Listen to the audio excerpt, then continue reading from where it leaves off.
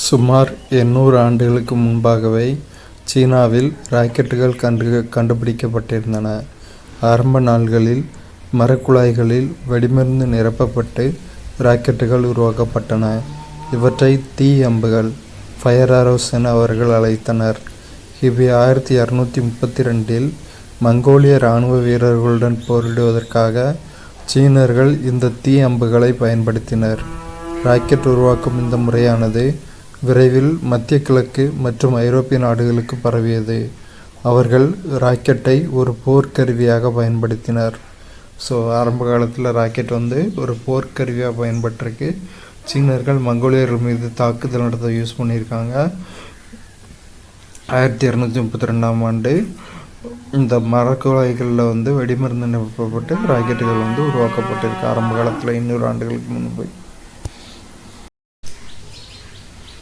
துருவ துணைக்கோள் செலுத்து வாகனம் PSLV, polar satellite launching vehicle மற்றும் புவிநிலை துணைக்கோள் செலுத்து வாகனம் GSLV ஆகியவை இந்தியாவின் மிகவும் புகழ்பெற்ற ராக்கெட்டுகளாகும். இந்தியா சோவியத் ரஷ்யாவுடன் இணைந்து நடத்திய ஒரு விண்வெளி ஆய்வு திட்டத்தின் மூலம் பஞ்சாப் மாநிலத்தைச் சேர்ந்த ராகேஷ் சர்மா என்ற விமானி விண்வெளிக்கு செல்ல தேர்வு செய்யப்பட்டார். இதன் மூலம் விண்வெளிக்கு சென்ற முதல் இந்தியர் என்ற பெருமையை 1984 ஆண்டு ஏப்ரல் 2ஆம் நாள் இவர் பெற்றார். ராகேஷ் சர்மாவை பார்த்துக்கோங்க. இவர் தான் இந்தியா சார்பில் முதலில் விண்வெளிக்கு சென்றவர். எப்போனா 1984ஆம் ஆண்டு ஏப்ரல் 2ஆம் நாள்.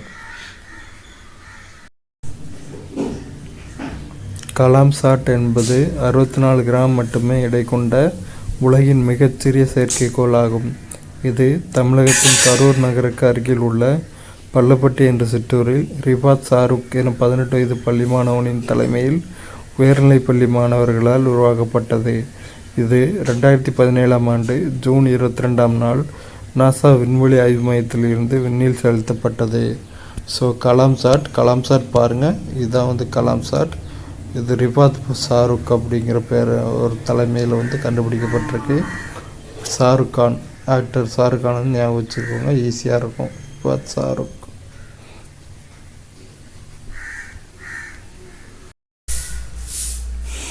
முனைவர் மயில்சாமி அண்ணாதுரை கோயம்புத்தூர் மாவட்டம் பொள்ளாச்சிக்கு அருகில் உள்ள கோதவாடி என்னும் சிற்றூரில் 1958ஆம் ஆண்டு ஜூலை 2ஆம் நாள் பிறந்தார். இவர் தன் இளங்கலை பொறியியல் பட்டத்தை கோயம்புத்தூர் அரசு தொழில்நுட்பக் கல்லூரியில் பெற்றார்.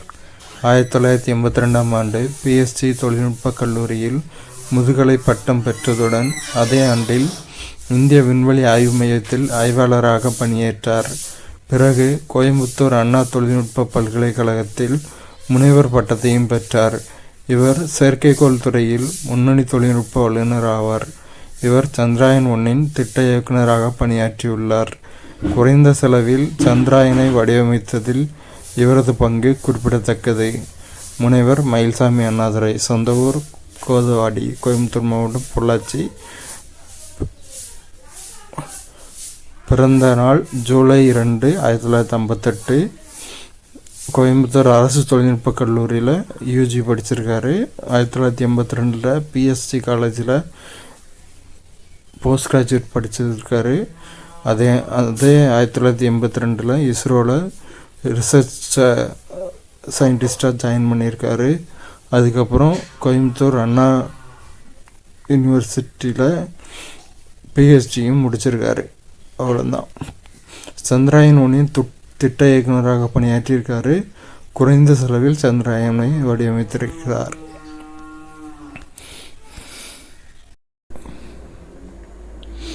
சூரியனிலிருந்து 4வதாக அமைந்துள்ள கோள் செவ்வாய் ஆகும். இதுவே சூரிய குடும்பத்தில் உள்ள 2வது சிறிய கோளாகும். இதன் சிவந்த நிறத்தின் காரணமாக இது சிவப்பு கோள் என்று அழைக்கப்படுகிறது. இக்கோளின் மேற்பரப்பு மற்றும் அதன் வளிமண்டலத்தில் உள்ள இரும்பு ஆக்சைடு அதற்கு சிவப்பு நிறத்தை தருகின்றது. இது தன் அச்சில் 24 மணி 37 நிமிடங்களில் தன்னைத்தானே சுற்றி வருகிறது. மேலும் 687 நாட்களுக்கு ஒரு முறை சூரியனையும் சுற்றி வருகிறது. இது தன்னைத்தானே சுற்றி 24 மணி நேரம் 37 நிமிடத்தில் தன்னைத்தானே சுற்றி வருது. பூமியும் இதே மாதிரியே 24 மணி நேரத்தில் சூரியனை சுற்றி வருது. இந்த சுற்றுக்காலம் பூமியை ஒத்திருக்கு. இதன் சுற்றுக்காலம் மற்றும் காலநிலை ஆகியவை பூமியை ஒத்திருப்பதால் வானியலாளர்கள் செவ்வாய்க்கோள் பற்றிய ஆய்வுகளில் அதிக ஆர்வம் காட்டி வருகின்றனர். எனவே அவர்கள் செவ்வாயின் மேற்பரப்பு, காலநிலை, சூரியனிலிருந்து 4வதாக அமைந்துள்ள கோள் செவ்வாயாகும். சூரிய மண்டலத்தில் சூரியன் மத்தியில் இருக்குது. முதல்ல புதன், அடுத்து வெள்ளி, அடுத்து பூமி, அதுக்கு அடுத்து செவ்வாய் 4வது அமைஞ்சிருக்கு. இதுவே சூரிய குடும்பத்தில் உள்ள 2வது சிறிய கோளாகும். இந்த பிளானட்ஸ் எல்லாத்தையும் கம்பேர் பண்ணால் சூரிய குடும்பத்தில் 2வது சிறிய கோள் செவ்வாய் தான். இதன் சிவந்த நிறத்தின் காரணமாக இது சிவப்பு கோள் என்று அழைக்கப்படுகிறது. செவ்வாய் நம்ம என்னன்னு சொல்கிறோம்னா சிவப்பு கோள்னு சொல்கிறோம். இது கோளின் மேற்பரப்பு மற்றும் அதன் வளிமண்டலத்தில் உள்ள இரும்பு ஆக்சைடு அதற்கு சிவப்பு நிறத்தை தருகின்றது. செவ்வாய்க்கோளை எதுக்கு சிவப்பு கோள்னு சொல்கிறோன்னா, செவ்வாய்க்கோளில் இருக்கிற இரும்பு ஆக்சைடு அதோட செந்நிறத்துக்கு காரணமாக இருக்குது. அதனால தான் செவ்வாய்க்கோளை சிவப்பு கோள் அப்படின்னு சொல்கிறோம். இக்கோளின் மேற்பரப்பு இது தன் அச்சில் 24 மணி 37 நிமிடங்களில் தன்னைத்தானே சுற்றி வருகிறது. பூமி தன்னைத்தானே சுற்றி கொண்டு சூரியனையும் சுற்றி வருகிறது. பூமி தன்னைத்தானே சுற்றி வர எடுத்துக்கொள்ளும் காலம் 24 மணி. செவ்வாய் தன்னைத்தானே சுற்றி வர எடுத்துக்கொள்ளும் காலம் 24 மணி 37 நிமிடங்கள். ஒரு 37 நிமிடங்கள் கூட எடுத்துக்கிடுது. பூமி சூரியனை ஒருமுறை சுற்றி வர எடுத்துக்கொள்ளும் காலம் 365 நாட்கள். செவ்வாய் சூரியனை ஒருமுறை சுற்றி வர எடுத்துக்கொள்ளும் காலம் 687 நாட்கள். மேலும் 687 நாட்களுக்கு ஒரு முறை சூரியனையும் சுற்றி வருகிறது செவ்வாய்க்கோள். இதன் சுற்றுக்காலம் மற்றும் காலநிலை ஆகியவை பூமியை ஒத்திருப்பதால் வானியலாளர்கள் செவ்வாய்க்கோள் பற்றிய ஆய்வுகளில் அதிக ஆர்வம் காட்டி வருகின்றனர். நிறைய ரிசர்ச் போயிட்டுருக்கு. எனவே அவர்கள் செவ்வாயின் மேற்பரப்பு, காலநிலை மற்றும் புவியியல் நிலை குறித்த ஆய்வுகளை மேற்கொள்வதற்காக பல்வேறு ஆளில்லா விண்கலங்களை அனுப்பி வருகின்றனர். செவ்வாய்க்கோளில் மனிதன் வசிக்கலாமா அப்படிங்கிற ஆய்வில் நிறைய நிறைய நிறைய விண்வெளி ஆராய்ச்சியாளர்கள் ஈடுபட்டுக்கிட்டு இருக்காங்க. அவ்வளோதான். சிவப்பு கோள் செவ்வாய். நம் இந்திய நாடு செவ்வாய்க்கோளை அடைந்த முதல் ஆசிய நாடு என்ற பெருமையையும், உலகிலேயே தன் முதல் முயற்சியிலேயே இச்சாதனையை நிகழ்த்திய நாடு என்ற பெருமையையும் கொண்டுள்ளது. சோவியத் விண்வெளி ஆய்வு நிறுவனம், நாசா, ஐரோப்பிய விண்வெளி முகமை ஆகியவை செவ்வாய்க்கோளை அடைந்த பிற விண்வெளி ஆய்வு நிறுவனங்கள் ஆகும். முனைவர் கைலாசம் வடிவு சிவன் சந்திராயன் 2 ஏவப்பட்ட போது இந்திய விண்வெளி ஆய்வு நிறுவனத்தின் தலைவராக இருந்தார். இவர் கன்னியாகுமரி மாவட்டத்தில் உள்ள சரக்கல் விளை எனும் சிற்றூரில் பிறந்தார். இவர் வானூர்தி பொறியியலில் இளங்கலை பட்டத்தை 1980ஆம் ஆண்டு சென்னை தொழில்நுட்ப நிறுவனத்தில் பெற்றார். 1982ஆம் ஆண்டு தன் முதுகலை பொறியியல் பட்டத்தை பெங்களூருவில் உள்ள இந்திய அறிவியல் நிறுவனத்திலிருந்து பெற்ற பின் இந்திய விண்வெளி ஆய்வு நிறுவனத்தில் பணியில் சேர்ந்தார். மேலும் இவர் தனது முனைவர் பட்டத்தை மும்பை இந்திய தொழில்நுட்ப நிறுவனத்தில் 2006ஆம் ஆண்டு பெற்றார். இந்திய விண்வெளி திட்டங்களில் பயன்படுத்தப்படும் கிரையோஜெனிக் இயந்திர தொழில்நுட்ப மேம்பாட்டிற்கு இவர் அளித்த சிறந்த பங்களிப்பின் காரணமாக இவர் ராக்கெட் மனிதர் என்று அழைக்கப்படுகிறார். ராக்கெட் மனிதர் என்று அழைக்கப்படுபவர் கைலாசம் வடிவு சிவன். இவர் சந்திராயன் 2 ஏவப்பட்ட போது இந்திய விண்வெளி ஆய்வு நிறுவனத்தின் தலைவராக இருந்தார்.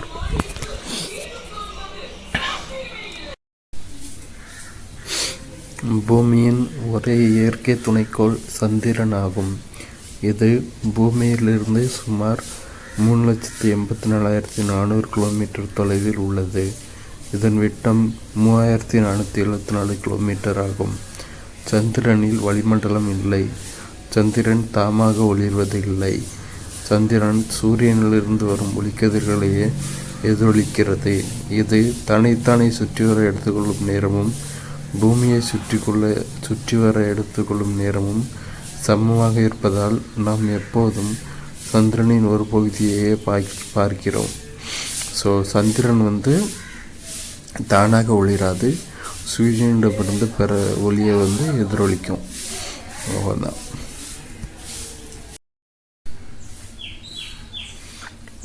வனிதா முத்தையா அவர்கள் சந்திராயன்-2 திட்டத்தின் திட்ட இயக்குநராக செயல்பட்டார்.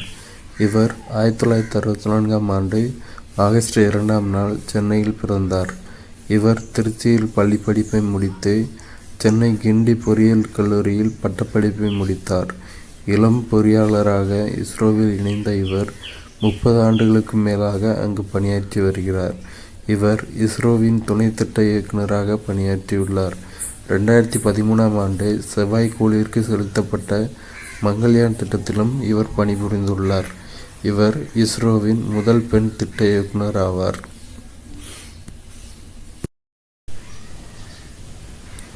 தமிழ்நாட்டைச் சேர்ந்த முனைவர் ப. வீரமுத்துவேல் சந்திராயன்-3யின் திட்ட இயக்குநராக பணிபுரிந்துள்ளார். விழுப்புரம் மாவட்டத்தில் 1976ஆம் ஆண்டு அக்டோபர் 22 அன்று பிறந்த அவர் அங்கு பள்ளி படிப்பை முடித்தார். இவர் இயந்திர பொறியியலில் பட்டய படிப்பை முடித்து பின்னர் அதில் முதுகலை பட்டமும் பெற்றார். அதனைத் தொடர்ந்து சென்னையில் உள்ள இந்திய தொழில்நுட்ப நிறுவனத்தில் IIT-யில் முனைவர் பட்டம் பெற்றார். இஸ்ரோவில் விஞ்ஞானியாக பணியாற்ற வேண்டும் என்ற தமது இளம் வயது கனவு நிறைவேறும் விதமாக 2014ஆம் ஆண்டு இஸ்ரோவில் பணியில் சேர்ந்தார். முனைவர் ப. வீரமுத்துவேல்.